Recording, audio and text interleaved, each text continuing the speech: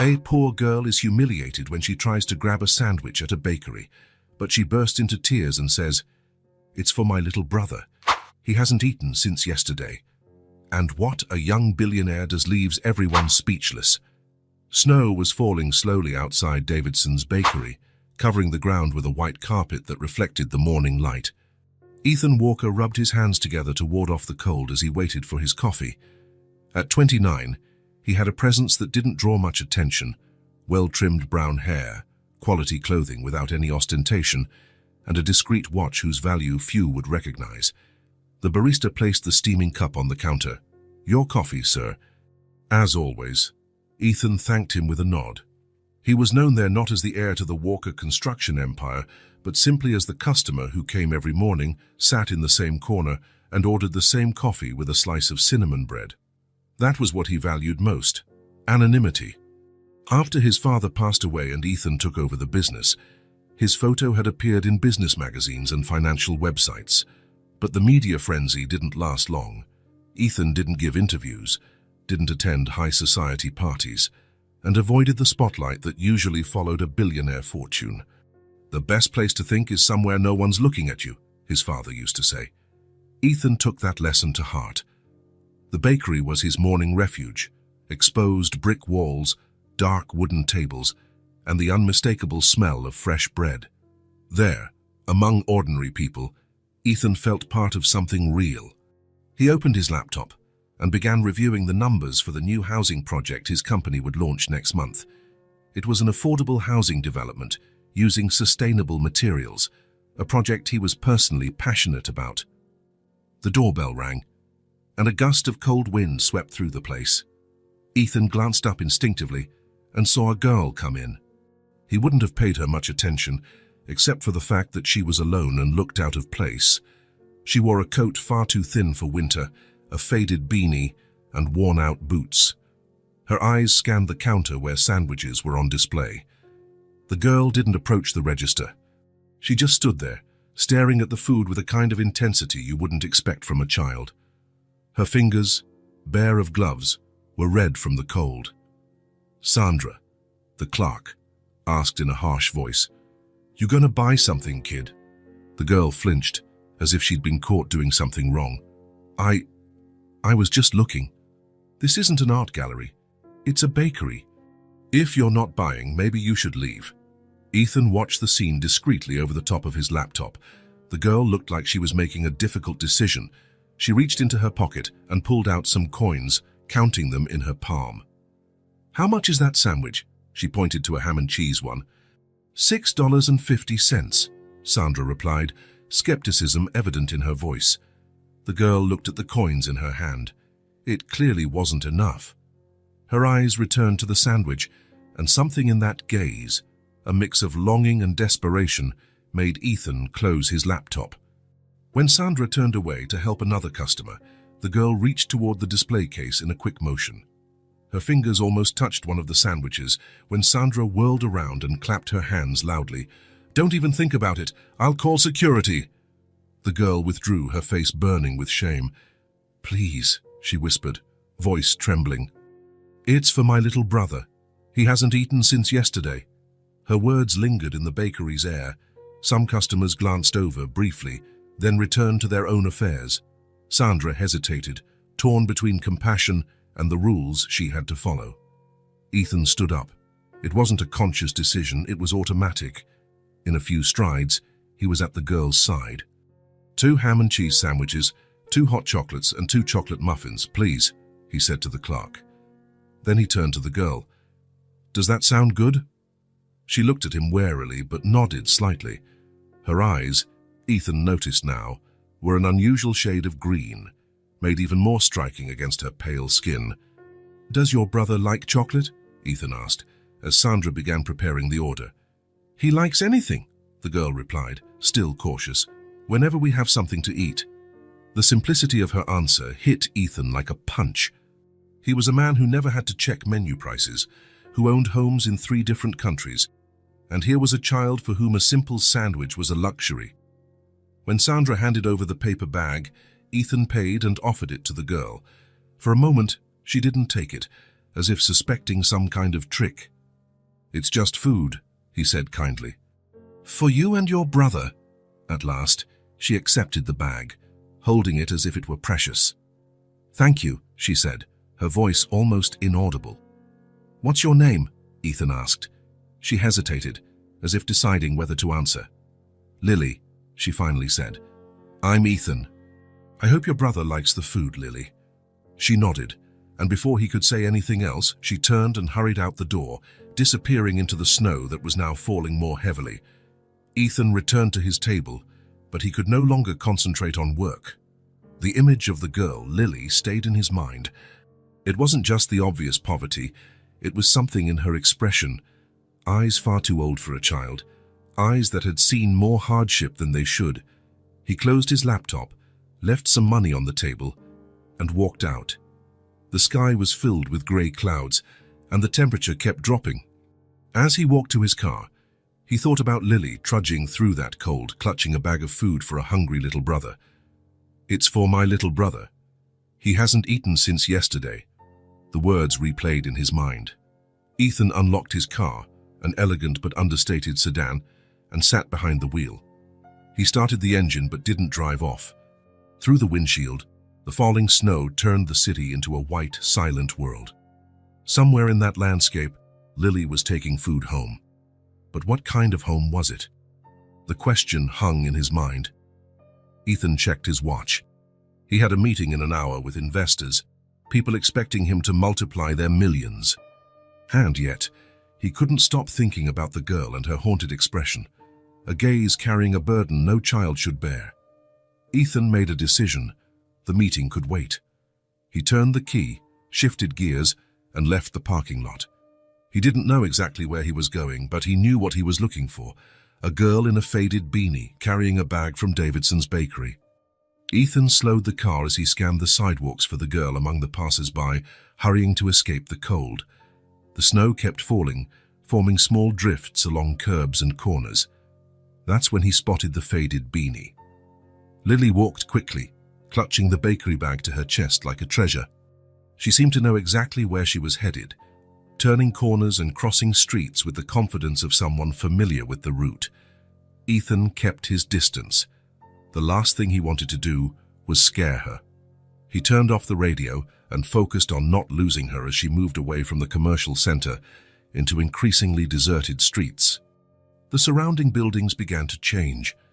Well-kept shops and cozy cafes gave way to establishments with barred windows, broken signs, and walls covered in graffiti. Lily pressed on, seemingly immune to the contrast. She turned into a narrow street, more like an alley, where Ethan's car couldn't pass. He parked quickly, locked his vehicle, and continued on foot, keeping a safe distance. The biting wind stung his face, and he pulled his scarf higher.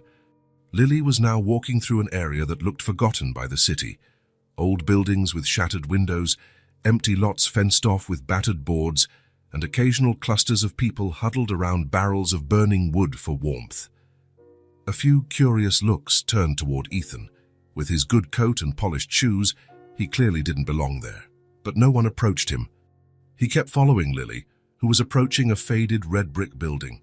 The structure looked like it had once been beautiful. The remaining architectural details suggested it was built in another era, when the area might have been prosperous. Now, broken windows were patched with plastic or cardboard, and the main entrance was boarded up. Lily didn't go to the front of the building. Instead, she went around it, slipping through an opening in the fence at the back. Ethan waited a few seconds, then followed the same route. The backyard was full of debris, pieces of broken furniture and accumulated trash. A service door hanging by a single hinge was the entrance Lily used. Ethan hesitated. He was invading the privacy of a child he barely knew, but concern won out. He needed to make sure she was okay, that there was some adult caring for her and her brother. Taking a deep breath, he went inside. The smell struck him first: dampness, mold, and something else, an odor of abandonment and decay. His eyes took a few seconds to adjust to the dim light. He was in a narrow hallway, probably an old service corridor. There was no electricity, just the faint daylight coming through broken windows. He heard light footsteps climbing stairs and followed them, trying not to make a sound. The metal steps of the service stairwell creaked under his weight. One flight, then another. On the third floor, he saw a door slightly ajar and heard Lily's voice. "Noah, I brought food. Look what I got." Ethan crept closer. Through the gap, he saw what must have once been an apartment. Now it was just an open space with the remnants of dividing walls. The wallpaper, partially ripped, exposed water stains. The floor was covered in dust and bits of plaster from the crumbling ceiling. In a corner, away from the broken window that let in wind and snow, was an old, torn mattress placed on pieces of cardboard. A small boy lay there, wrapped in thin blankets. His face lit up at the sight of his sister. "Lily?" His childish voice echoed in the empty space. Noah tried to sit up, but he seemed weak. Lily rushed to him, kneeling down and placing the bakery bag on the floor. "Look what I brought. Sandwiches and hot chocolate, though it might be a bit cold now." The little boy grabbed the sandwich Lily unwrapped, taking a bite too big for his small mouth. Lily smiled, genuinely happy to see her brother eating. "Slow down, Noah. There's more. You don't have to swallow it all at once." Ethan stood still, watching. The children were alone. There was no sign of parents or any adult. The apartment had no furniture besides the torn mattress, some cardboard boxes serving as tables and shelves, and a bucket that seemed to function as a bathroom. One of the boxes contained a few broken toys and children's books with torn covers. Another held folded clothes, worn out and obviously too small. Noah ate ravenously, while Lily blew on the still faintly steaming hot chocolate. She took a small sip before handing it to her brother. "Is it good?" The boy nodded, mouth full. "Best food in the whole world." Lily laughed and tucked the blanket around his shoulders. "Today we eat like kings." That's when Ethan noticed other disturbing details. A makeshift little stove made from cans, probably used to heat water when they could get some. Bits of food carefully saved in reused containers, plastic bottles of water lined up near the mattress. And most heartbreaking, drawings made by Noah taped to the peeling walls, a colorful house, a smiling sun, stick figure family members holding hands, a version of reality that existed only on paper and in a child's imagination. Ethan felt a lump in his throat. How is it possible these kids lived like this, just a few miles from downtown, where people like him spent on a single dinner what could feed them for weeks? The contrast between his life and theirs was overwhelming. While he debated million-dollar projects in conference rooms overlooking the river, these children were scavenging and sleeping on a ripped mattress. "Who gave you this?" Noah's voice brought Ethan back to the moment. "Did you get it again?" Lily shook her head. "No, Noah. A man bought it for us. At the bakery." "Why?" the boy asked, curious, chocolate clinging to the corner of his mouth. "I don't know. I guess he was just being kind." "What was his name?" "Ethan." Hearing his name in the girl's voice, Ethan shifted slightly, and his foot caused a loose floorboard to creak. The sound echoed in the empty hallway. Lily jumped up, alarmed. "Who's there?" Ethan knew he couldn't hide anymore. He gently pushed the door open and stepped in. "It's me, Lily. I'm sorry. I didn't mean to scare you." The girl instinctively positioned herself in front of her brother. Her eyes, which had shown gratitude in the bakery, were now filled with fear and distrust. "What are you doing here? How did you find us?" Ethan raised his hands, a gesture of peace. "I was worried. I wanted to make sure you and your brother were all right. You followed us." It wasn't a question. It was an accusation. "Yes," Ethan admitted. "And now I'm even more worried. Where are your parents, Lily?" The girl didn't answer.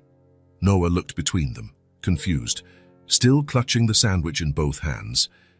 "Is that the food man, Lily?" the little one asked. His sister nodded, not taking her eyes off Ethan. "Are you from social services? Are you going to take us away?" The question hit Ethan like a blow. Clearly, it wasn't the first time Lily had faced that threat. "No," Ethan said sincerely. "I'm not from social services. I just want to help." "Nobody helps for free," Lily retorted, sounding far too wise for her age. "What do you want?" Ethan looked at the two children, one suspicious and protective and the other small and vulnerable. and realized his life had just changed forever.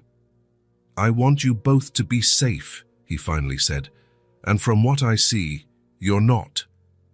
The silence after Ethan's words was broken only by the whistling wind blowing through the broken window.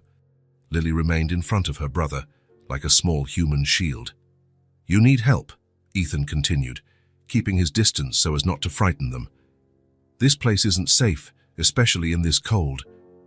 "We've been through worse winters," Lily said, lifting her chin in fragile pride. Noah peeked out from behind his sister, curious eyes flicking between her and the well-dressed stranger. He coughed, a harsh sound that seemed too big for his little body. "Your brother's sick," Ethan observed, noting the flush on the boy's cheeks that contrasted with the pallor of the rest of his face.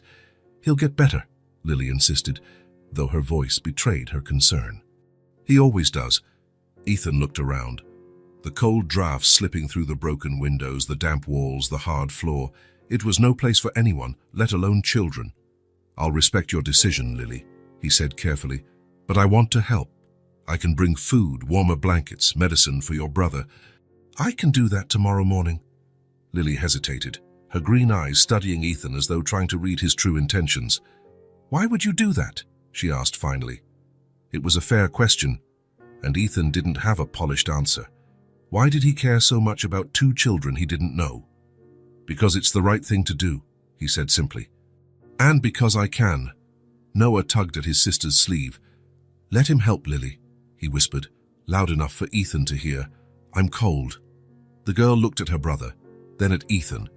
He could see the internal battle she waged, the instinct to protect Noah against the need to accept help. "All right," she said at last. "You can bring that stuff, but don't tell anyone about us." Ethan nodded. "I'll come back tomorrow morning, I promise." As he left the abandoned building, the snow was falling even harder. Ethan walked to his car, weighed down by what he had just witnessed. That night, he barely slept. The image of the children alone in that frigid place replaying in his mind. The next morning, before the sun was fully up, Ethan was out shopping for supplies. He filled a cart with non-perishable foods: bread, fruit, canned goods, cookies, shelf-stable milk. He stopped at a pharmacy for fever medicine, cough syrup, children's vitamins. Then he went to a department store for thermal blankets, pillows, winter clothes in various sizes, thick socks, gloves, and new hats. The trunk of his car barely closed, packed with so many bags. As he drove to the abandoned building, he wondered what he would say to Lily. How to earn the trust of a child who had clearly learned not to trust adults. When he arrived, the sky was still grey, threatening more snow. Ethan carried the bags through the same path as the day before, climbing the creaking stairs to the third floor. The door was ajar, as before. Ethan knocked softly. "Lily, Noah, it's me, Ethan." There was no answer. He gently pushed the door open and entered. The place looked the same, except for one detail that made his heart race. Noah was curled up on the mattress, visibly shivering, while Lily pressed a damp cloth to his forehead. "What happened?" Ethan asked, dropping the bags and stepping closer. Lily looked up, her eyes red from lack of sleep. "He got worse overnight. He's burning up." Ethan knelt beside the mattress. Noah's eyes were closed, his breathing fast and shallow. His face was flushed, sweating even in the cold. "Can I?" Ethan asked, gesturing to touch the boy's forehead. Lily nodded. Ethan placed his hand on Noah's forehead, feeling the heat radiating off him. High fever, no doubt. "I brought medicine," he said, standing to grab one of the bags. "But I think he needs a doctor, Lily." The girl shook her head. "We can't go to the hospital. They'll ask questions. They'll separate us." "He's really sick," Ethan insisted, pulling out fever reducer from the bag. "This might help, but I don't know if it's enough." As he spoke, he opened the box, read the instructions, and measured out the correct dose. Lily took the medicine from his hands and carefully helped her brother swallow it. Noah opened his eyes briefly. "Lily, I'm cold." "I know, Noah. It'll pass." Ethan took out one of the thermal blankets he had purchased. It was soft and much warmer than the thin covers on the boy. "Let's switch out the old blankets," he suggested. Together, he and Lily replaced the tattered covers with the new one. Noah looked so small and fragile under the dark blue blanket. I brought food as well, Ethan said, showing the other bags, and warm clothes for both of you. Lily eyed the supplies with a mix of gratitude and distrust. Why are you doing all this? Ethan had no elaborate response. Because you need it. They spent the next hour organizing the supplies. Ethan showed Lily how to use the thermometer he'd brought, and they took Noah's temperature, 103.6 degrees, 39.86. Dangerously high. As the hours passed, it became clear the medicine wasn't helping enough. Noah alternated between shivering and sweating profusely. He started coughing more frequently, a harsh, deep sound that worried Ethan even more. Lily, he finally said, your brother needs a doctor, right now. The girl looked at Noah, who was now fitfully sleeping. Silent tears slid down her cheeks. They'll take us away, she whispered. They'll separate us. Ethan knelt to meet her gaze. Look at me, Lily. I promise I won't let that happen. I'll make sure you two stay together and stay safe, but right now Noah needs the hospital. She stared at him, weighing his sincerity. After a moment that felt like an eternity, she slowly nodded. Okay. It was as if a huge weight had lifted from Ethan's shoulders. Let's pack some of your things, okay? Quickly, they gathered clean clothes and a few personal items into one of the new bags Ethan had brought. Lily carefully placed a patched-up teddy bear next to Noah. It's Mr. Cuddles, she explained. He can't sleep without it. Ethan felt a pang in his chest seeing the worn toy that was clearly the boy's treasure. Ready? He asked, gently wrapping Noah in the thermal blanket. Lily glanced around the place that had been her home for so long. Can we come back later? The question was charged with meaning. It was the only home they'd known, bad as it was. We'll see what's best for you both, Ethan said carefully. But I promise you'll always have somewhere to stay. He picked Noah up, surprised at how light the boy was. Lily grabbed the bag and, with one final look at the apartment, followed Ethan down the stairs.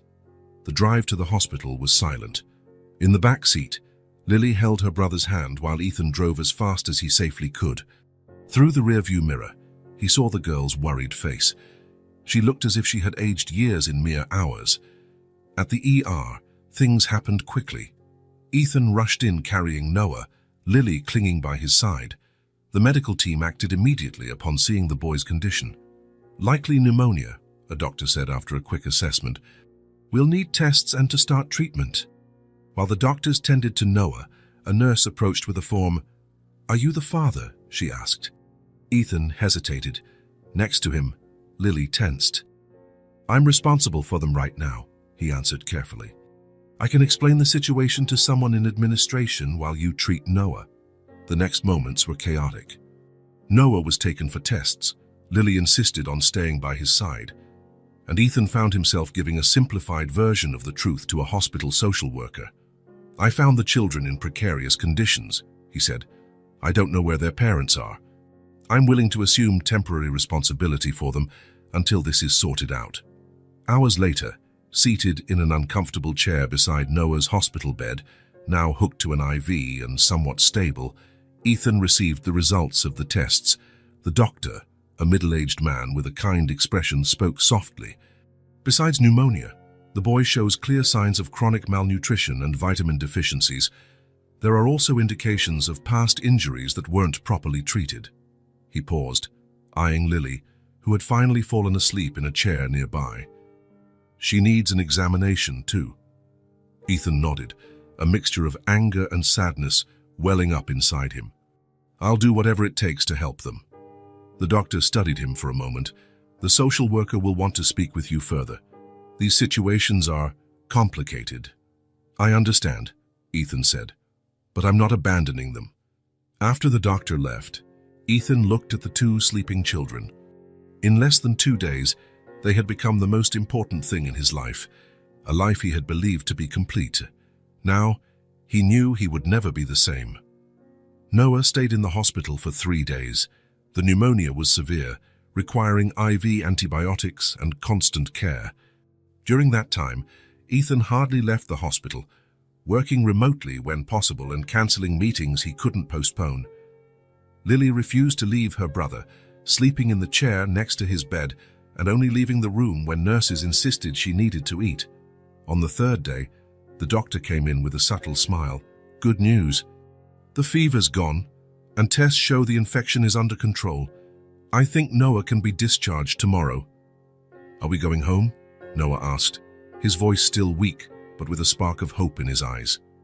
Ethan and Lily exchanged a look. The building wasn't an option. Actually, Ethan leaned closer to the bed. I was thinking maybe you two would like to stay at my apartment for a while, just until you're completely better. Noah looked at his sister, waiting for her to decide. Lily bit her lip, worried. And after that, she asked. Then we'll figure it out together. After more conversations with the hospital's social worker, who took detailed notes, Ethan received temporary permission to take the children home. There would be follow-up visits and bureaucratic hurdles, but for now they would remain in his care. On the morning of the fourth day, Noah was discharged. He left in a wheelchair, as per hospital protocol, clutching his patched-up teddy bear in one hand and Lily's hand in the other. Ethan had already arranged new clothes for both of them, and the front seat of his car was loaded with prescribed medications and home care instructions. Where do you live? Noah asked as Ethan buckled him into the seatbelt. Not too far from here, Ethan replied. It's an apartment downtown.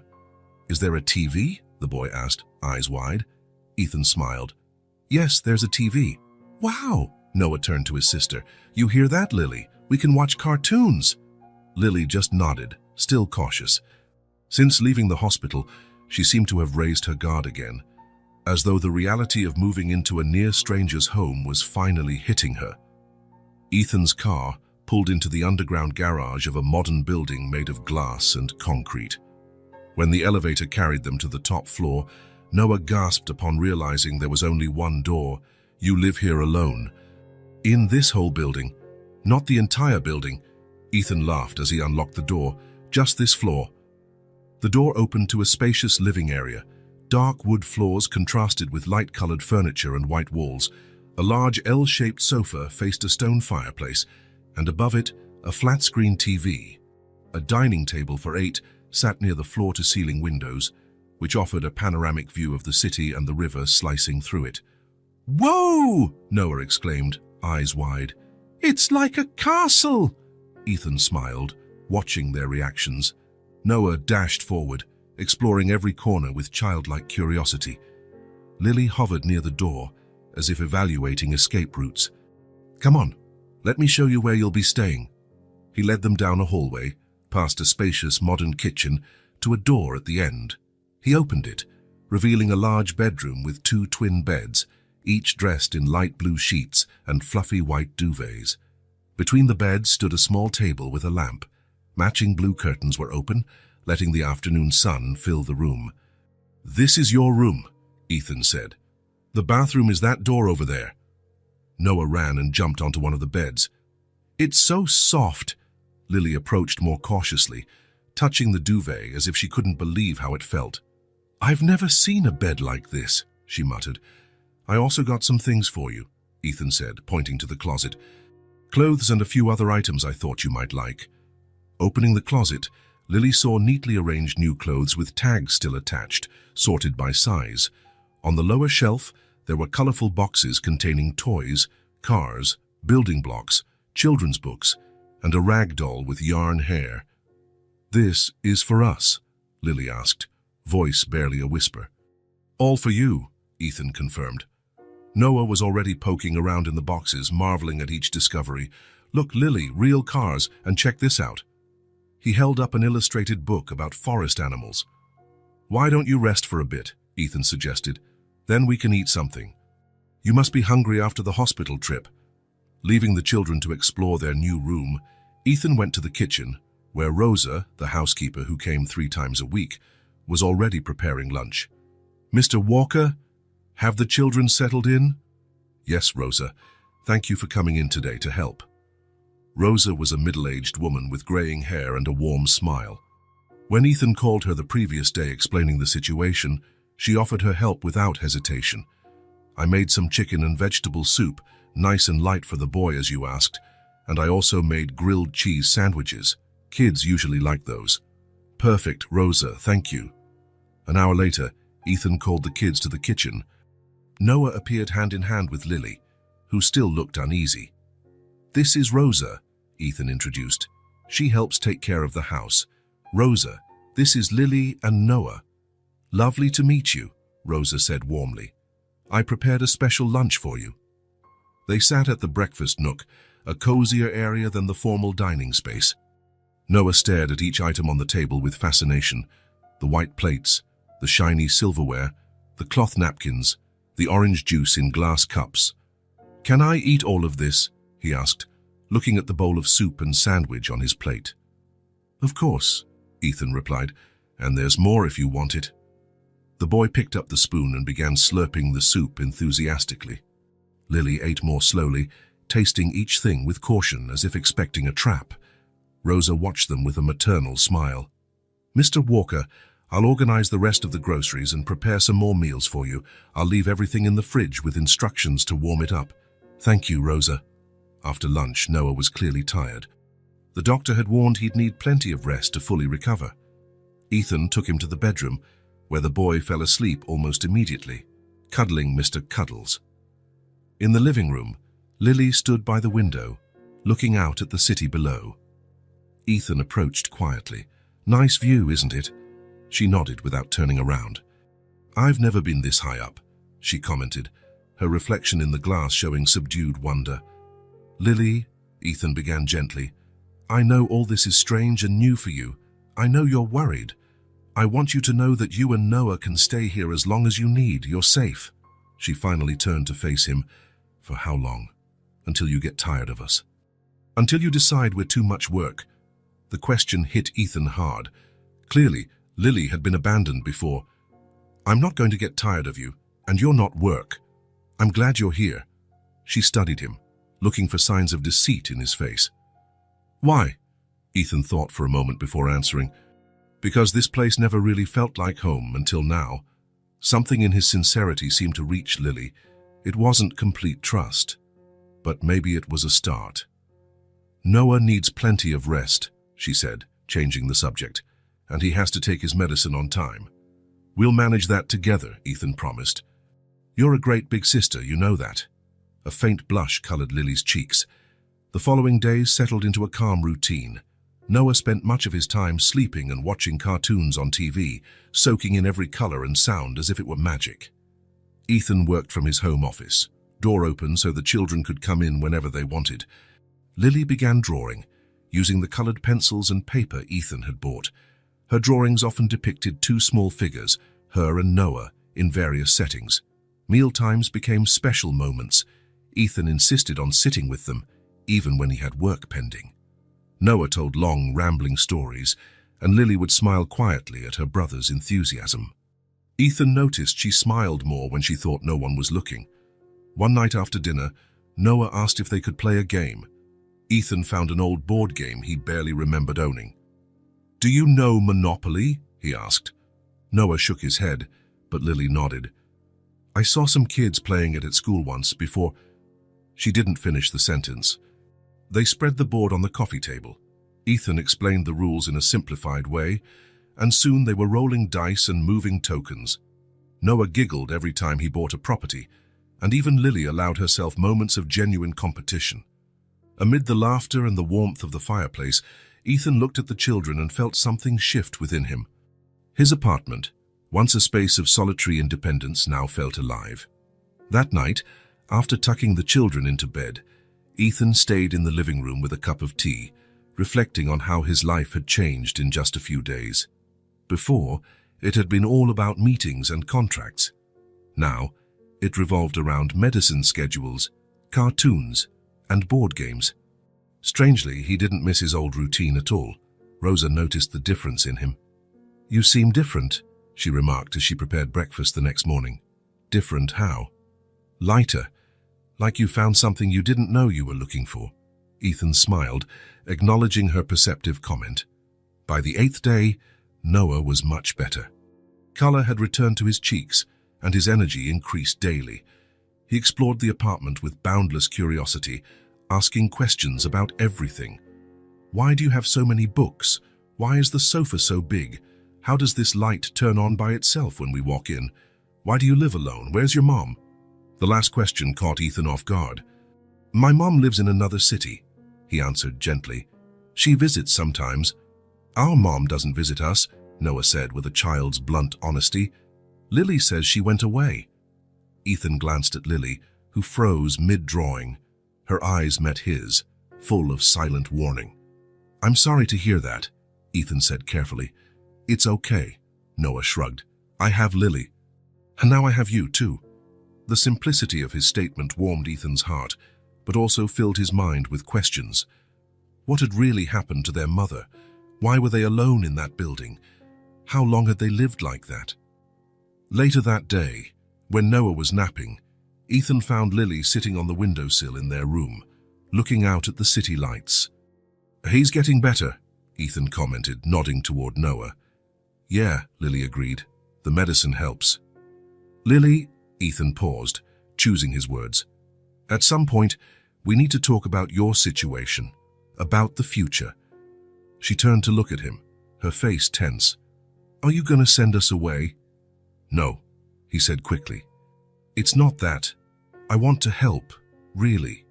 But to do that, I need to understand more about what happened, about your mother, about how you ended up in that building.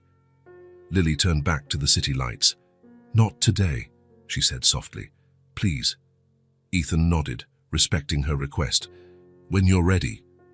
That night, after the children were asleep, Ethan lay awake, thinking. He needed to know more, not just to help them, but to protect them. If there was a mother out there, possibly looking for them, he needed to know. But something told him the story was likely more complicated and sadder than he wanted to imagine. For now, he would watch as the children adapted, building a routine that gave them some stability. Lily drew at the table. Noah played with his cars on the rug, and the three of them ate dinner together every evening. Each day, little barriers fell. Lily started asking questions about his work. Noah waited by the door when he knew Ethan was coming home. Laughter became more frequent, silences less tense. A peace Ethan had never experienced filled his apartment. And with it, the growing certainty that these children, who had come into his life by chance, might be exactly what he hadn't known he was looking for. But one doubt persisted, silent like a shadow. Where was Lily and Noah's mother? And what would happen when that answer emerged? 2 weeks passed since the children had arrived at Ethan's apartment. A routine had taken hold, Noah's color was back, and even Lily smiled more often. On cold evenings, the three gathered in the living room to watch movies, play board games, or simply chat. One night, Noah fell asleep on the couch, wrapped in a soft blanket, while the end credits of an animated movie rolled on the screen. His gentle breathing was the only sound in the apartment. He sleeps so peacefully now, Ethan said, turning down the TV volume. Lily nodded, adjusting the blanket over her brother. He used to have nightmares almost every night. Ethan observed the care with which she treated her brother. For a child, Lily bore far too many responsibilities. I can carry him to bed, Ethan offered. No, Lily replied. Let him stay here a bit longer. He likes sleeping close to us. Close to us. The words warmed Ethan's heart. It was the first time Lily had referred to them as a unit. They sat in silence for a few minutes, simply watching Noah sleep. There was a peace in the moment that Ethan didn't want to disrupt. Still, he knew some questions had to be confronted eventually. Lily, he began quietly, I think it's time we talk about some things. She lifted her eyes to him. The deep mistrust from before wasn't as strong, but caution remained. About what? About you two, about how you ended up in that building. About your mom. Lily turned her gaze away, focusing on some distant point beyond the window. For a moment, Ethan thought she wouldn't respond, that her walls would go back up. She left us, Lily finally said, voice barely above a whisper. One day, she went out and never came back. Ethan waited, giving Lily the time she needed. How long ago? Lily shrugged. I don't know exactly. Several months. It was cold like now. Have you always lived in that building? Yeah. Mom always said it was temporary. that we'd have a real home soon. She swallowed hard. But we never left. Ethan tried to choose his words carefully. And when she left that last time, what happened? Lily's fingers played with the hem of her shirt, a nervous habit Ethan had noticed before. It was morning. She said she was going to look for work and would be back that night. She left some food for us, crackers and juice. Told us not to open the door for anyone. Lily's voice shook. We waited the whole day, then another, and another. How old were you? Not sure, but Noah was really little. He could barely talk. Ethan did some mental math. If Noah was that young, Lily could have been no older than 8 or 9 when she took on the responsibility for her brother. What did you do when the food ran out? It was as though a dam burst. Lily began to talk, words flowing in a torrent that had been held back for too long. At first, we used the money she left in a drawer. It wasn't much, but enough for bread and milk for a few days. Then I started taking things from other empty apartments in the building. I found cans of food, packets of pasta. I learned how to light the little stove.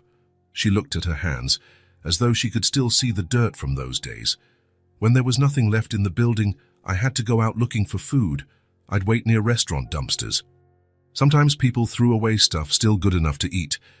Ethan felt his throat tighten, imagining Lily, just a kid, forced to rummage through trash to feed her brother. Nights were worse, she went on, eyes on the fireplace flames as if she could see the past there. In winter, it was so cold our fingers went numb. Dervish and I would sleep huddled together, trying to keep warm.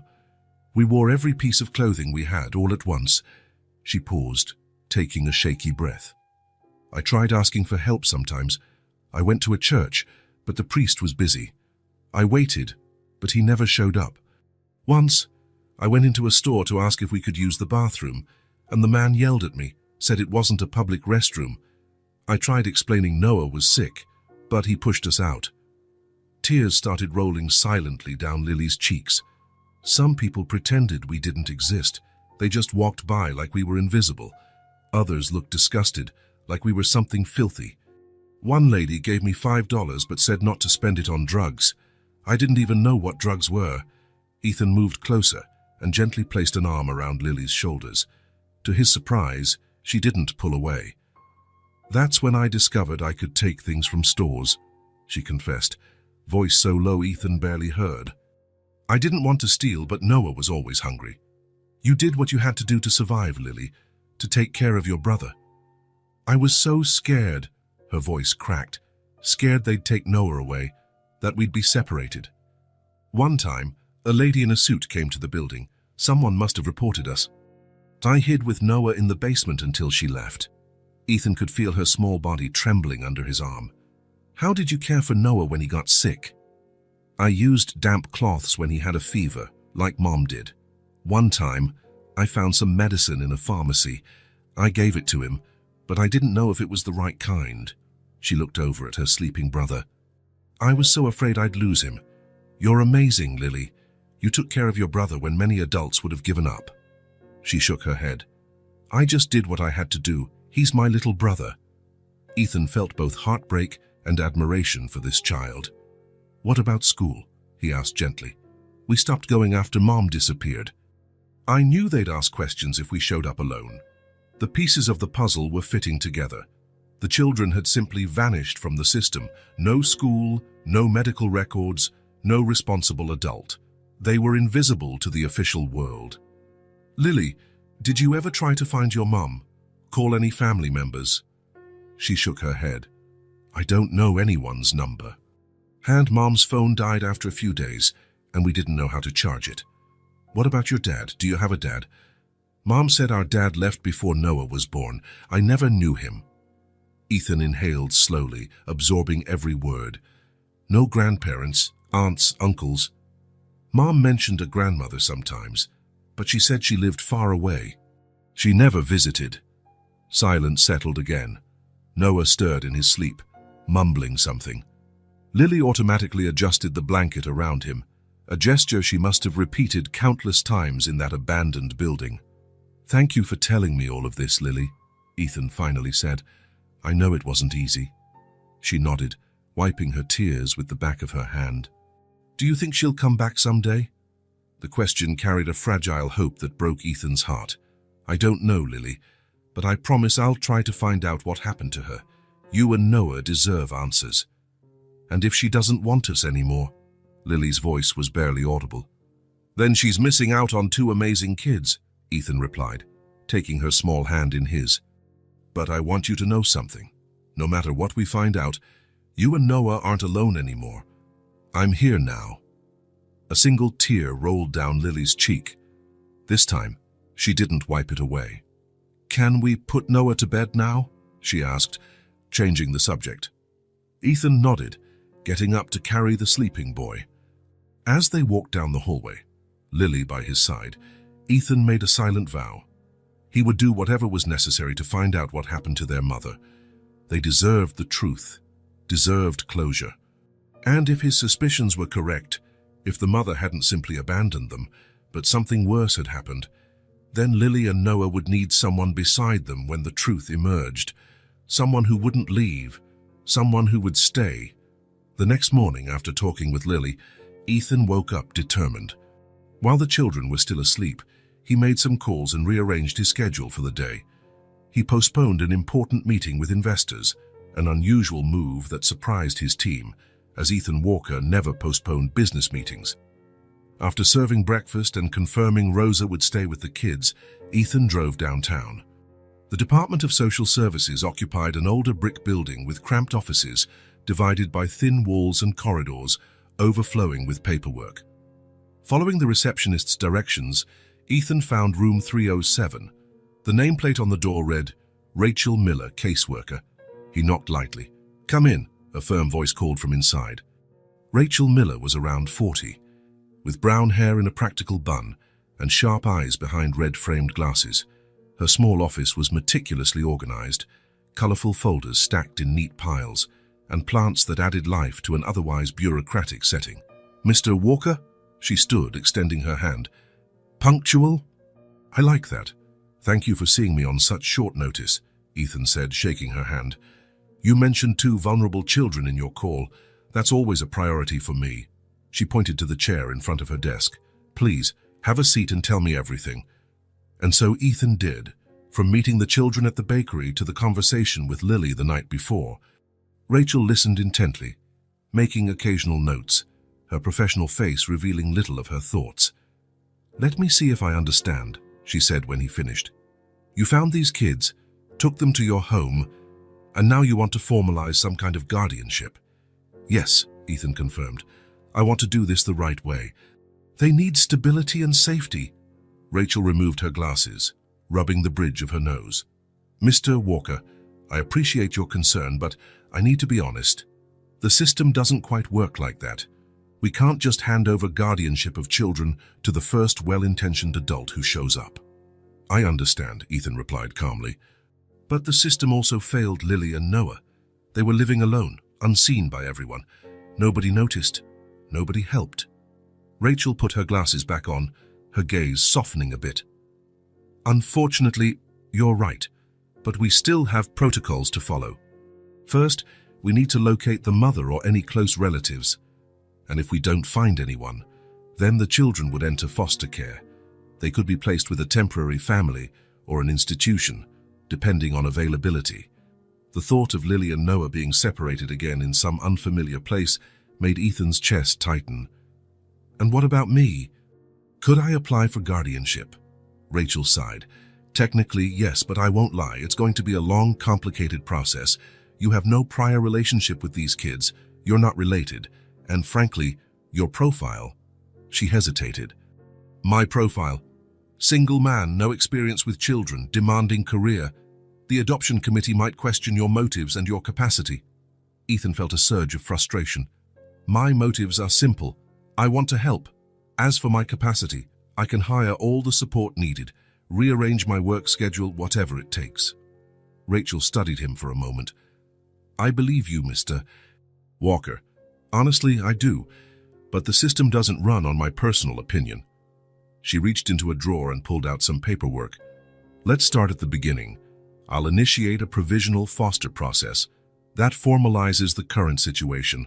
allowing the children to stay in your care while we investigate. Meanwhile, we'll begin the search for the mother or other relatives." Ethan nodded, feeling cautious relief. "What do I need to do?" "Fill out these forms. We'll schedule a home visit to assess your living conditions. We'll interview you and, separately, the children." She handed Ethan a folder filled with papers. "We'll also need a background check, proof of income and character references, and I strongly suggest enrolling the children in school as soon as possible." "Noah is still recovering from pneumonia," Ethan reminded her. "As soon as he's well, then formal education is important, not just for learning but for socialization and having an official record that these children are being cared for." The next few hours were spent filling out forms and discussing practical details. When they finally finished, Rachel walked Ethan to the door. "I'll make my first visit next week. In the meantime, keep the kids' routine as stable as possible." "Thank you, Rachel, for everything." She smiled, a genuine smile that softened her professional demeanor. "You know, Mr. Walker, in 15 years on this job, I've seen many people say they want to help at-risk kids. Few actually do something about it." The following days were a whirlwind of preparations. Ethan enrolled Lily in a nearby school, got temporary documents with Rachel's help, and planned to do the same for Noah once he'd fully recovered. Rosa was briefed about the importance of the upcoming home visit. The apartment, already spotless, was child-proofed. Ethan even hired a safety specialist to check electrical outlets, windows, and other potential hazards. When he mentioned the visit to the children, Lily tensed up. "Is she the lady who'll decide if we can stay?" she asked, fear evident in her voice. "Yes," Ethan answered honestly. "But don't worry. Rachel wants what's best for you, just like I do." "What if she says no?"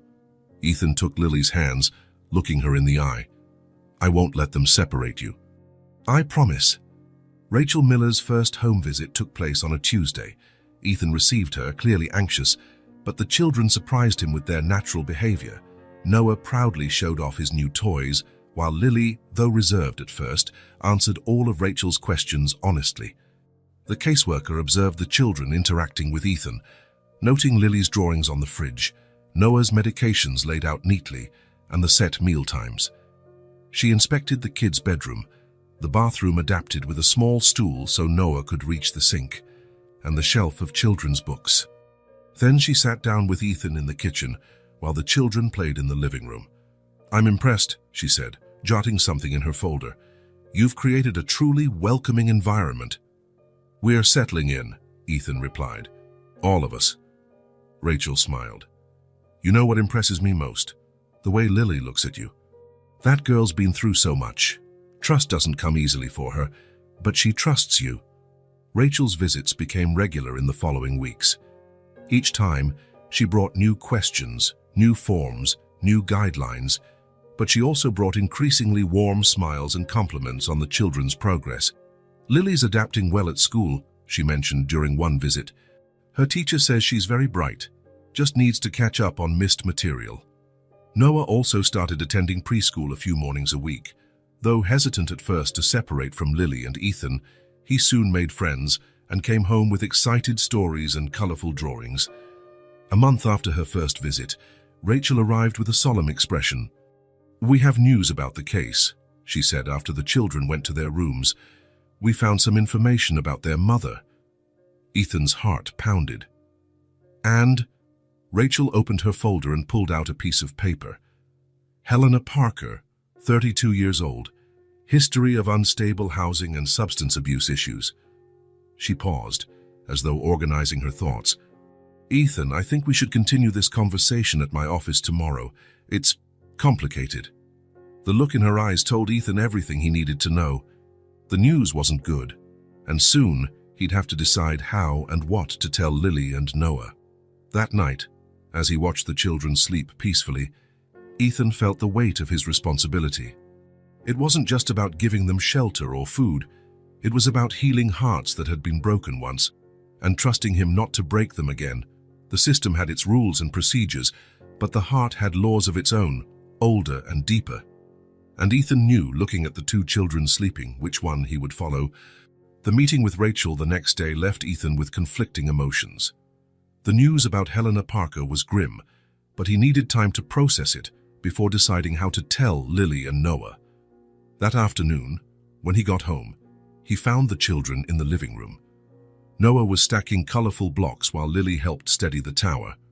Their laughter filled the apartment, something that had become more frequent over the past weeks. Watching them, Ethan had a sudden idea. The children had missed out on so much of childhood. Maybe it was time they got some of it back. "Hey, you two," he called, stepping into the living room.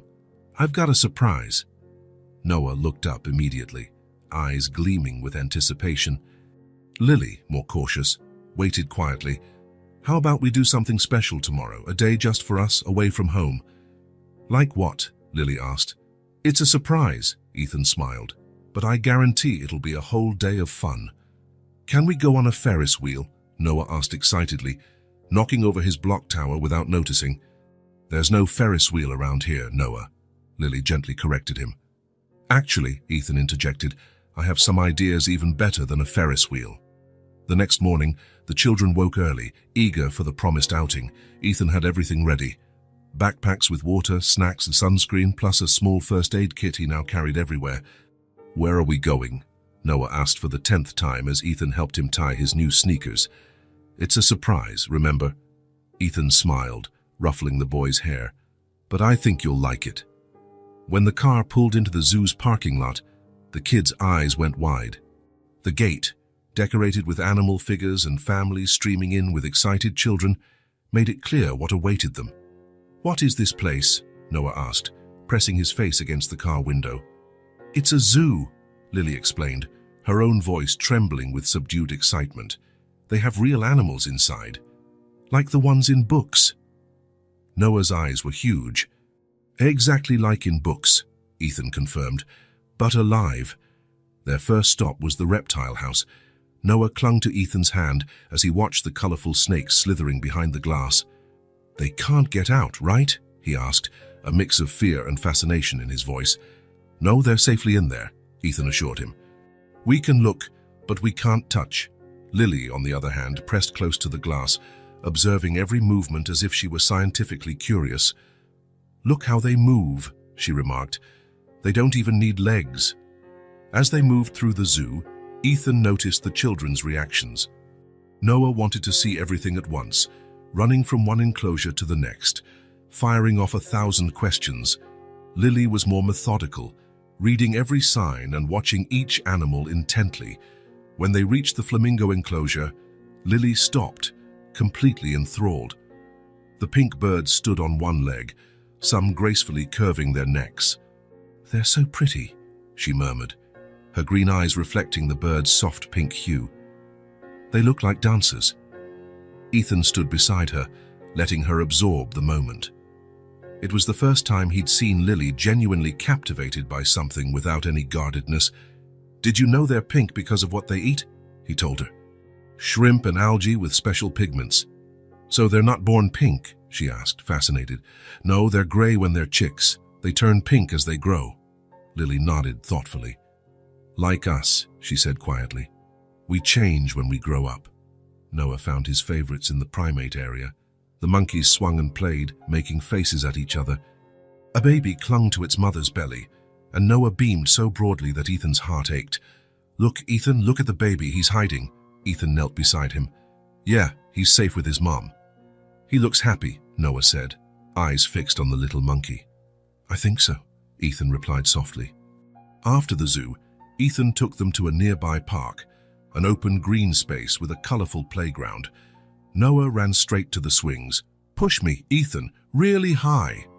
Ethan helped him onto the swing, ensuring he was secure, then gave gentle pushes. Noah's gleeful shouts as he soared up and down filled the air. "Higher! I'm flying!" Lily, initially hesitant, eventually joined him on the adjacent swing. Soon, both were seeing who could go higher, their laughter mingling in the crisp air. Watching them, Ethan felt a surge of emotion he couldn't name. Maybe it was happiness or gratitude, or a type of love he never knew he could feel. Seeing these children, who had faced such hardships, simply playing like kids should was a gift he never expected. For lunch, Ethan took them to a cozy downtown restaurant with huge glass windows overlooking a busy street. Seated by the window, the three watched cars and people go by as they ate burgers and fries. "There are so many people," Noah said, practically pressed up against the glass. "Where are they going?" "All kinds of places," Ethan answered. "Work, school, shopping, visiting friends." "Like ants," Lily observed, tracing her finger on the foggy glass. "Always moving." Their final stop of the day was a children's bookstore. It felt magical, with colorful shelves shaped like trees, floor cushions for reading, and a tiny stage for storytelling sessions. "You each get to pick one book to take home," Ethan announced. The children's eyes lit up. Noah darted to the animals section, while Lily wandered slowly among the shelves, lightly touching the spines of the books as if in reverence. After much deliberation, Noah chose a pop-up jungle animal book. Lily, having read the first pages of many options, picked an adventure story about a girl who discovers a portal to another world in her closet. "Are you sure we can take them?" Lily asked as Ethan paid at the counter. "Absolutely. They're yours." The sun was setting by the time they returned to the apartment. Noah fell asleep in the car, clutching his new book to his chest. Lily watched the city lights switch on, one by one. Ethan carried Noah to the bedroom and tucked him in. Lily trailed behind, looking almost as tired as her brother, but with a brightness in her eyes he'd never seen before. "Thanks for today," she said softly, as Ethan covered Noah. "It was really nice." Ethan smiled at her. "I'm glad you liked it." She hesitated, gathering courage. "It was the best day of my life," she finally whispered. Ethan felt a lump in his throat, overwhelmed by emotion. He thought of his own privileged childhood. Trips, expensive gifts, endless opportunities. And here was this girl, for whom a simple day at the zoo, a park, and a bookstore had been the best day of her life. "Mine too, Lily," he responded with sincerity, his voice thick. "Mine too." That night, after the children were asleep, Ethan sat in the dimly lit living room reflecting. The grim news Rachel had shared about Helena Parker weighed on his mind. He would soon have to tell Lily and Noah, but for now he wanted them to have this, pure joy, discovery, wonder, a childhood they'd been denied and that he, somehow, had the privilege to help them reclaim. In the children's bedroom, their new books rested on the nightstands, promises of more adventures to come. And on their sleeping faces, the faint traces of the day's smiles lingered, as if not even slumber could wipe away that hard-won happiness. A week after their day at the zoo, Ethan's phone rang while he worked in his office. It was Rachel Miller. "I need to speak with you in person," she said in a professional tone tinged with gravity. "I have the complete information on Helena Parker." Ethan arranged to meet her for lunch that very day. The children were in school, Lily in the 5th grade and Noah at preschool 3 mornings a week. Their adjustment had been surprisingly smooth. Lily, although behind academically, was a dedicated student. Noah had made new friends easily and adored his teachers. The restaurant Ethan chose was discreet, with tables spaced far enough for privacy. Rachel arrived on time, carrying her brown leather folder and a serious expression. "Thank you for meeting me," she said, sitting down. "I thought you might prefer somewhere less formal than my office." "I appreciate that," they ordered quickly, and as soon as the waiter left, Rachel opened her folder and took out some documents. "We managed to trace Helena Parker's complete history," she began. "As we suspected, it's quite difficult." She handed Ethan a document. It contained basic information and a photo, a young woman with the same green eyes as Lily, but with deep circles under them and a haunted look. Helena had a rough life from her teens, dropped out of school, left home at 16, a string of temporary jobs. She had Lily at 20 and Noah at 24, each by a different father, both absent. Rachel paused when the waiter brought their water. In recent years, she was intermittently homeless with the kids, sometimes managing to find temporary lodging in poor conditions. There are occasional records from shelters and social services, but she rarely stayed long enough to get structured help. Ethan listened, imagining Lily's and Noah's life before he met them. "What happened to her?" he finally asked. Rachel took a deep breath. "Helena was found deceased in an alley about 8 months ago. The cause of death was an overdose, combined with exposure to extreme cold. She had no identification on her. At the time, they couldn't identify her, so she was buried as an indigent in a municipal cemetery. Ethan closed his eyes briefly, letting the information sink in. 8 months. The children had been on their own that entire time. We confirmed the identity through fingerprint records from previous social service contacts, Rachel continued. There's no doubt it was her. Any other relatives? We conducted a thorough search. Her mother died years ago. The father is unknown. There's one elderly aunt in a nursing home in the south, but she has serious health issues. No other close relatives we could find. Ethan nodded, absorbing the news. So that means, Rachel said gently, Lily and Noah are officially wards of the state. But, given the circumstances and the bond already established, I believe a judge will look favorably on your request for temporary guardianship, which could become permanent. Ethan barely touched his lunch. All he could think about was how to break this news to Lily. Noah might be too young to fully grasp it, but Lily had waited for her mum all those months, clinging to hope. How should I tell them? He asked softly. Rachel sipped her water. With honesty, but gently.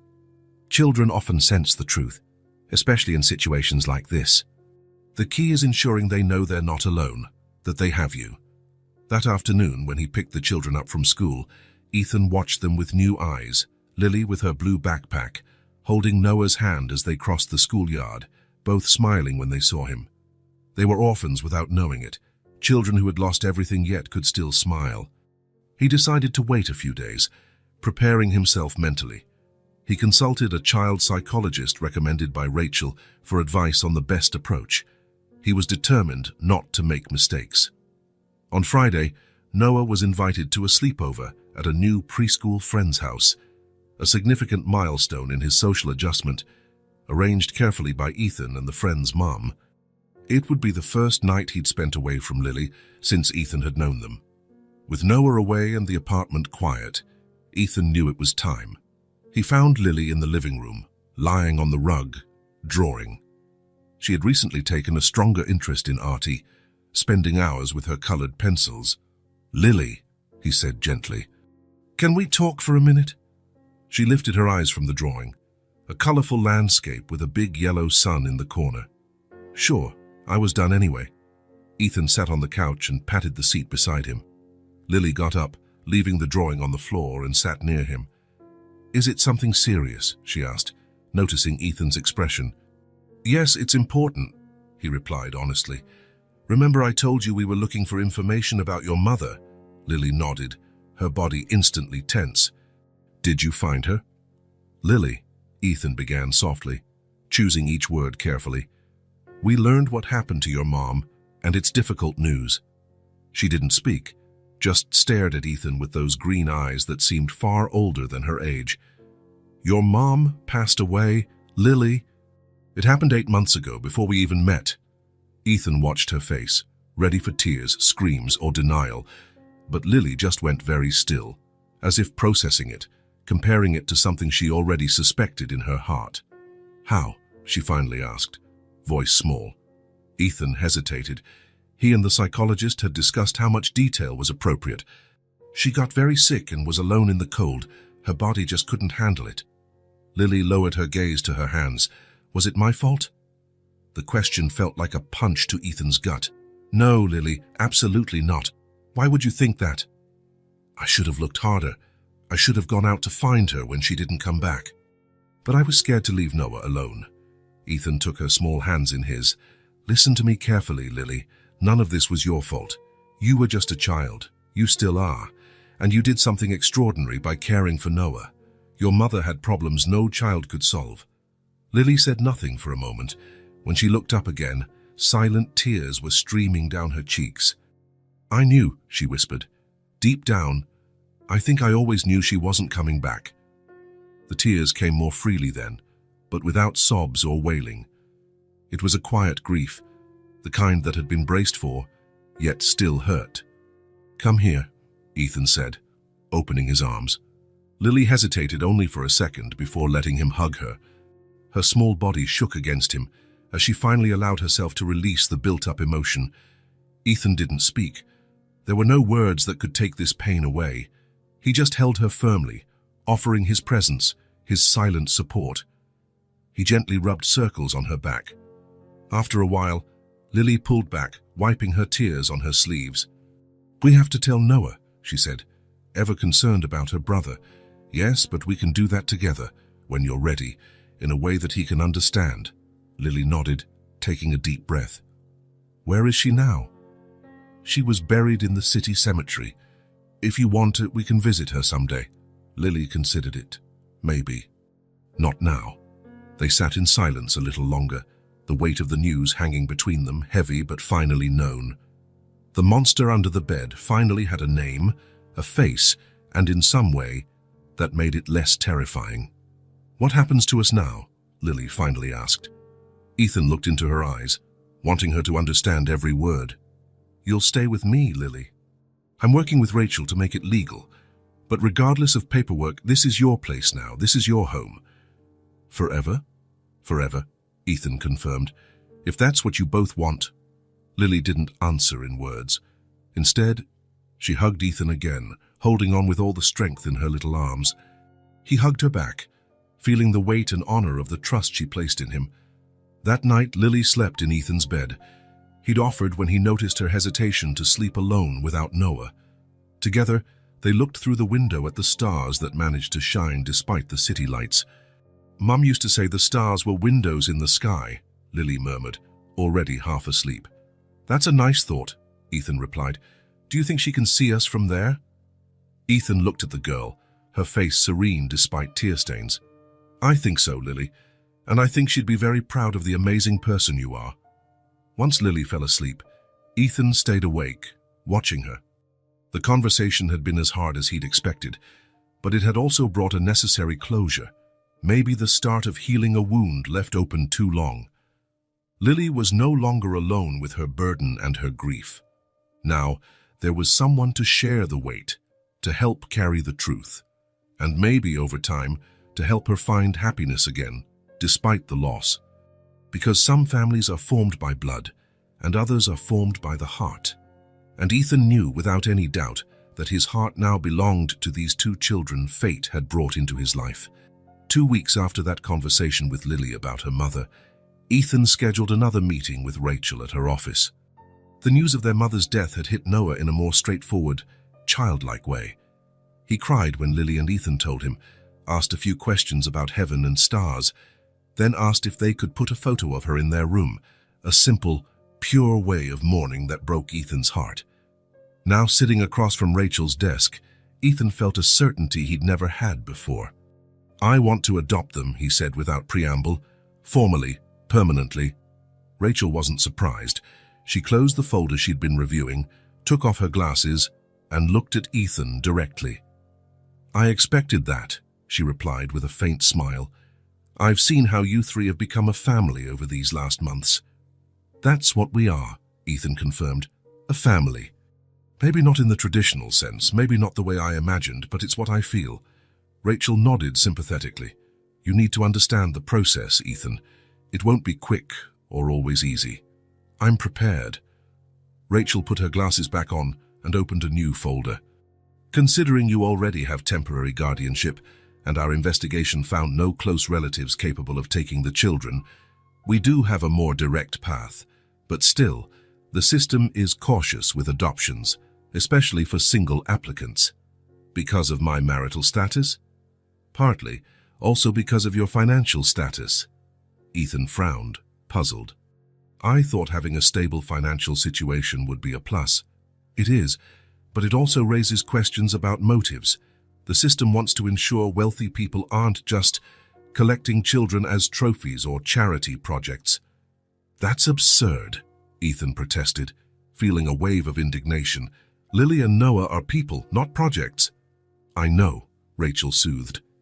"And from observing you with the kids, I know your motives are genuine, but we still have to convince a judge and an adoption committee." Ethan took a deep breath, reining in his frustration. "What do we need to do?" "First, we continue the home visits, but now focusing on adoption. There will be more detailed interviews, a full investigation of your background, Psychological evaluations for you and the kids. Rachel paused, checking her notes. We'll also have an official period of cohabitation, which, in effect, is already happening. The judge can count all the time since the children started living with you. How long might this take? Realistically, several months, possibly up to a year. Adoptions rarely move fast. Ethan nodded, absorbing this. The important thing is the children stay with you during the process, Rachel continued, unless something serious comes up, which I don't anticipate. Your temporary guardianship stands, and after all that, if all goes well, and I believe it will, you'll become Lily and Noah's legal father. They'll take your last name, if they wish. They will, for all intents and purposes, be your children. The word father echoed in Ethan's mind. It was a title he'd never envisioned for himself, not so soon, anyway. He always figured he'd one day start a family in the usual way, but fate had other plans. I'm ready, he said firmly. Let's start. Leaving Rachel's office, Ethan carried a folder of paperwork. The bureaucracy was daunting, but he understood the need. These measures existed to protect children like Lily and Noah. On the way home, he stopped at a hardware store. If they were going to become an official family, the apartment needed to reflect that. The children's room still felt like a guest room, neutral and impersonal. It was time to make it truly theirs. When Ethan arrived, the kids were at the kitchen table doing homework under Rose's supervision. I have a surprise, he announced, placing several paint swatches on the table. How about we turn your bedroom into something special? Noah immediately picked a vibrant blue color card. I like this one. Lily looked at the swatches more cautiously. We can really choose. Of course, Ethan replied. It's your room. It should be how you like it. The next day, the work began. Ethan hired professional painters but insisted on helping. At Lily's suggestion, one wall was painted a soft yellow, like morning sunlight, she explained. The wall near Noah's corner was painted a sky blue. The temporary beds were replaced with new ones the children picked out at a furniture store. Noah fell in love with a race car bed, while Lily chose a simpler frame with a built-in desk for drawing and homework. Can I really pick any bedspread? Lily asked as they browsed a department store.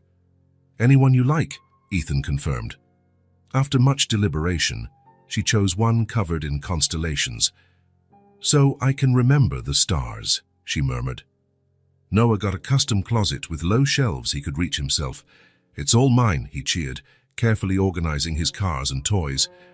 Books were added to the shelves, adventure stories for Lily, illustrated animal books for Noah, and many others Ethan thought they might enjoy.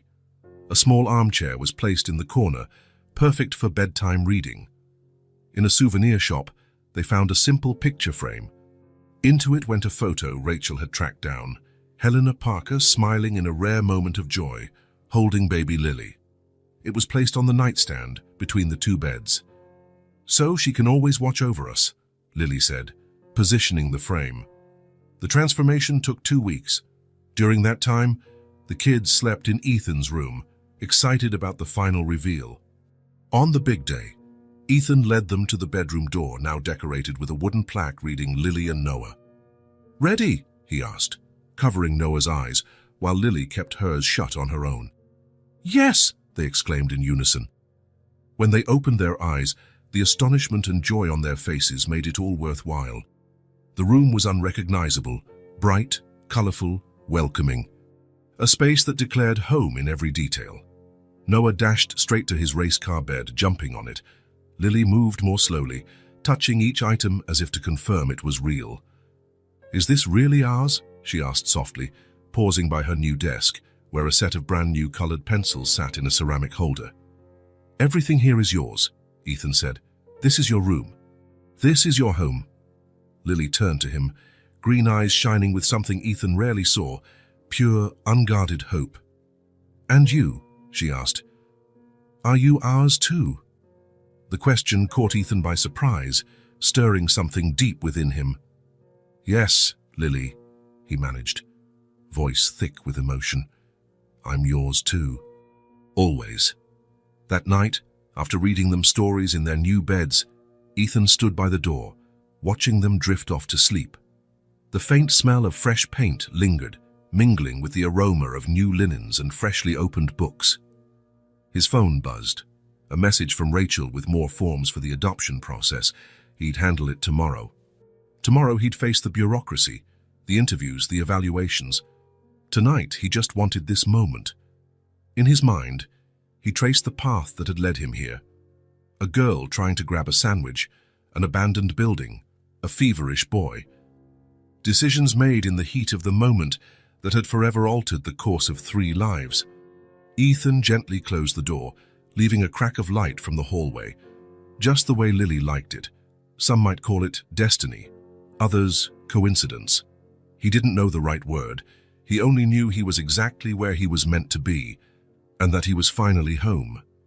The adoption process, as Rachel warned, wasn't quick. Months of interviews, home visits, psychological evaluations, and mountains of paperwork followed. Ethan restructured his professional life, working more from home and delegating so he could be fully present for each step.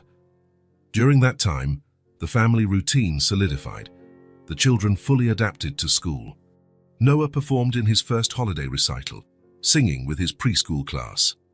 Lily won an art contest, her work displayed in the school's main hallway. Ethan missed none of it, treasuring every moment. Finally, on a cold winter morning, almost a year after that fateful day at the bakery, the final hearing arrived. Ethan woke before his alarm, a mix of anxiety and hope making his heart race. He found Lily already up, sitting on the edge of her bed, smoothing out the blue dress they had chosen for this day. "Couldn't sleep?"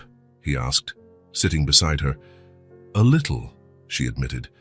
"I keep wondering if everything will be okay." "It will," Ethan reassured her. "Rachel says it's basically a formality by now. What if the judge changes her mind?" Ethan draped an arm over her shoulders. "That won't happen, but even if something went wrong with the paperwork or bureaucracy, it wouldn't change how we feel. It wouldn't change the fact that we're a family." Lily nodded, looking a bit calmer. "I'll wake Noah. He needs a bath."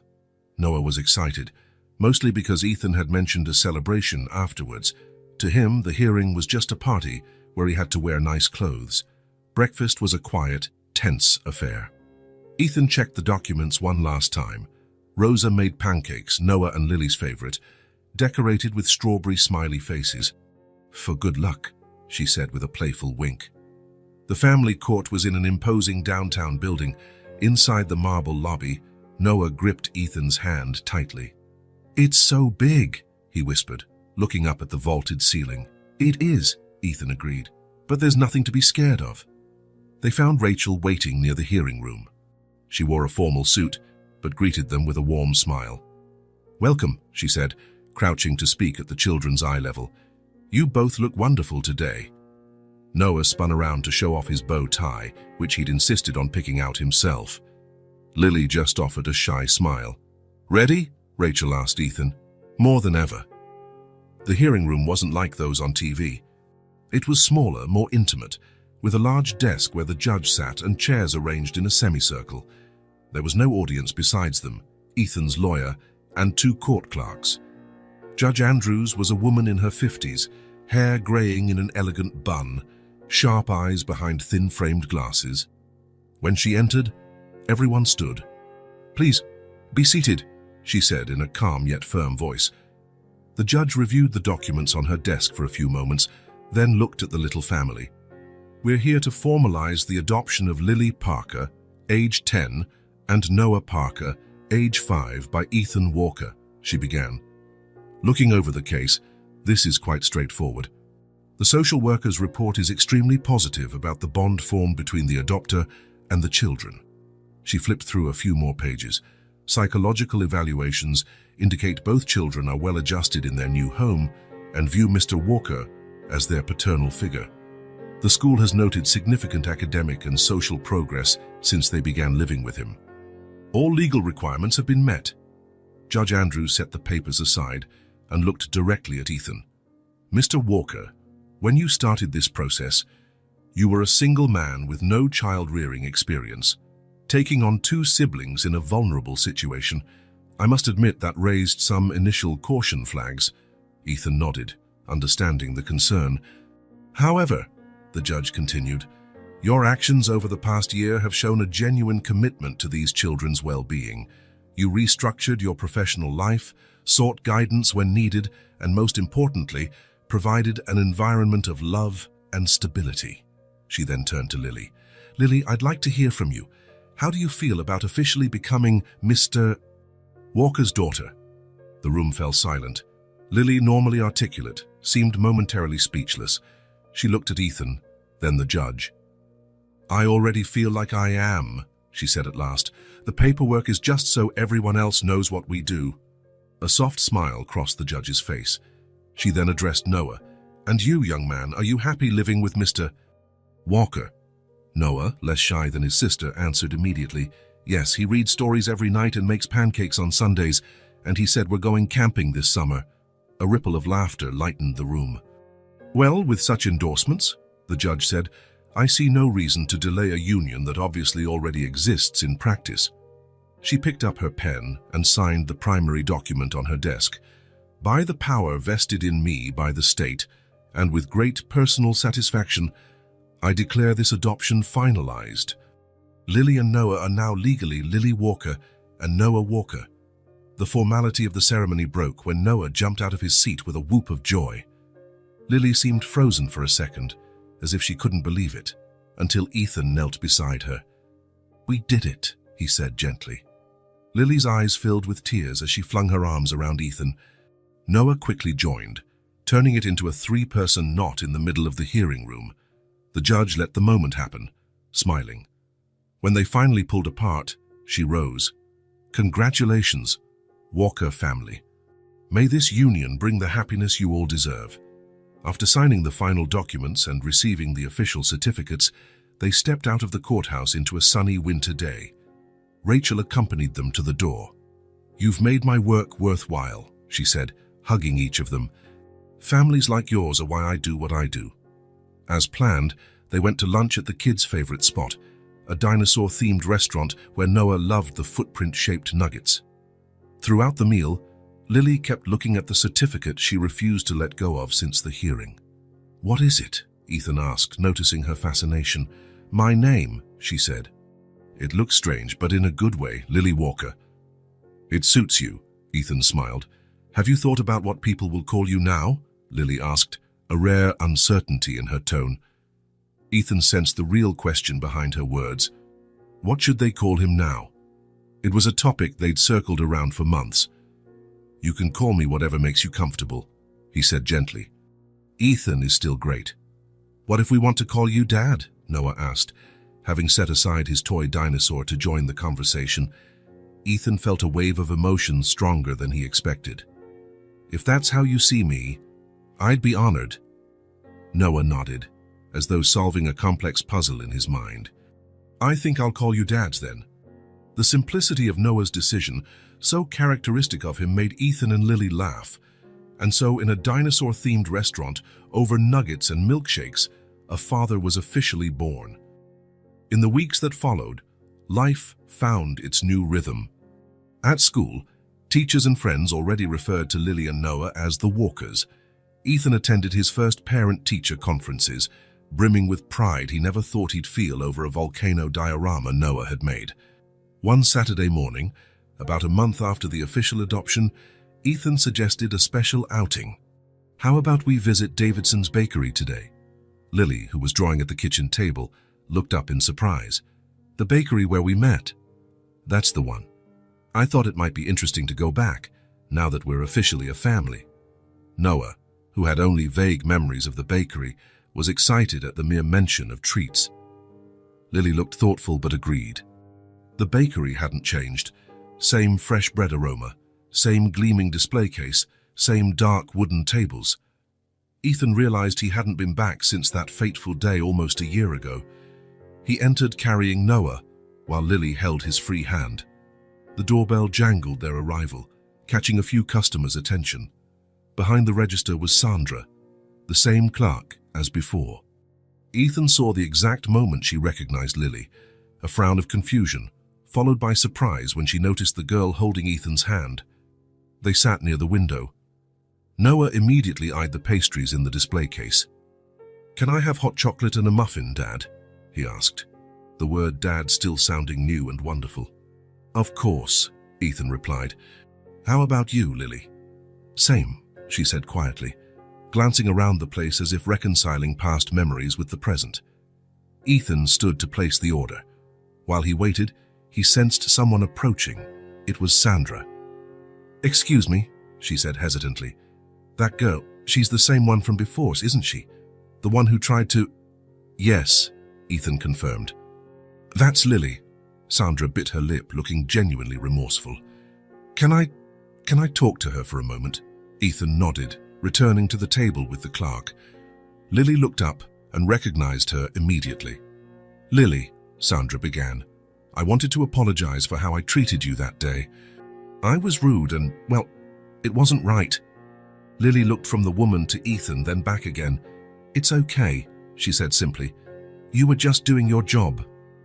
"No," Sandra insisted. "I wasn't. My job is to treat people with respect. I'm glad you're doing better now." A small smile crossed Lily's lips. "I am," she said. "Very much." Sandra nodded, relieved, and returned to the register. Moments later, instead of the usual items, she brought over a tray with extra whipped cream hot chocolates and a selection of pastries they hadn't ordered. "On the house," she said, placing the tray on the table. "To celebrate? Well, you." As they enjoyed the unexpected treats, Ethan watched Lily. There was no longer that desperate hunger, that constant tension in her shoulders. She was now a girl who giggled at Noah's whipped cream mustache, who chatted excitedly about her science project, who looked forward to summer vacation. When they left the bakery, Lily paused to look back one last time. "It's strange," she said. "Feels like it was in another life." "In a way it was," Ethan replied, understanding completely. Back at the apartment, no home, Noah ran off to show Rosa the extra pastries Sandra had insisted they take. Lily headed straight to her room, saying she had something to finish. Hours later, as Ethan was making dinner, she appeared in the kitchen, holding a sheet of paper. "I made something," she said, handing it to him. It was a drawing far more detailed than her early ones. It showed 3 figures holding hands, a tall man and 2 kids, one older and one younger, in front of a building that looked very much like the one they lived in. Above, in bright, careful lettering, it read, "Our family." "It's for the wall," she explained. "If you want." Ethan felt a knot in his throat, treating the drawing as though it was the most precious thing in the world. "It's perfect, Lily. We'll put it in the best spot in the house." Together, they chose a place on the living room wall, right beside the photos they'd collected over the months. Noah on his first day of school, Lily with her art prize, the 3 of them in the snow building a snowman. As they taped the drawing in place, Noah joined them, offering advice on the exact height. "Higher. No, lower. Perfect." When it was finally up, the 3 stepped back to admire the piece. "Looks good there," Noah declared. "Looks perfect," Lily agreed. Ethan looked at the drawing, then at the 2 children by his side, his children, and felt a completeness he had never known. A year ago, this apartment was merely the place he slept between business deals, fancy, expensive, but empty. Now, with occasional fingerprints on the walls, toys scattered around, needing nightly tidying, drawings on the fridge, little shoes at the entrance, and laughter echoing down the halls, it had been transformed. "I think the house finally has everything it needed," Ethan said, pulling them both into a hug. Lily smiled, resting her head on his shoulder. "Yeah," she agreed. "All of us." Outside the window, the city kept up its frenetic pace. Busy people, honking cars, a world spinning on its axis. But inside that apartment, one family, formed not by blood but by love and choice, had found its own center of gravity. Sometimes, Ethan thought, life's greatest gifts arrive disguised as its biggest challenges. Sometimes a single act of kindness, a sandwich offered, a hand extended can change everything. Sometimes, a family is exactly what you make of it. And so ends the story of a man who thought he had everything, until a little girl and her brother came along to show him the meaning of home, and a family bound by far more than blood. If this story touched your heart, subscribe to the channel and turn on notifications so you don't miss the next ones. Leave a like because it helps this story get recommended to more people. See you in the next story.